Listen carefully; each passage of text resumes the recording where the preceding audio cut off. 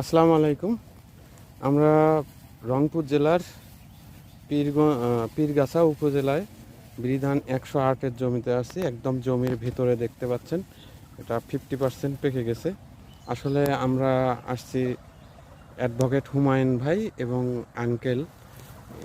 এই আঙ্কেল হচ্ছে বিধান 108 রোপণ করছে, আর হচ্ছে হুমায়ুন ভাই হচ্ছে হলো রড মিনিকেট চাষ করছে। তো জমির ভিতরের যে পরিস্থিতি সেটা আপনারা দেখেন।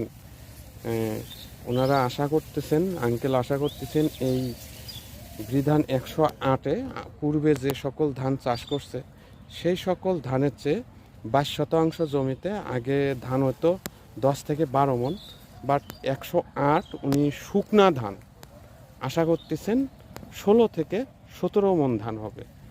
তো আশা করি যে এর চেয়েও ভালো ধান হবে, ধানের কন্ডিশন ভালো, যেটা অনেক চাষি ভাইরা বলতেছেন যে চিটের পরিমাণ বেশি হবে, কিন্তু আপনারা দেখেন এখানে কোনো প্রকার সেরকম আশা অনুরূপ চিটার পরিমাণ দেখা যাচ্ছে না। ইনশাল্লাহ ভালো ফলনে আশা করা যায়, পুরো পরিপুষ্ট ধানের শীষ। তো ভালো থাকেন, সুস্থ থাকেন। আসসালামু আলাইকুম।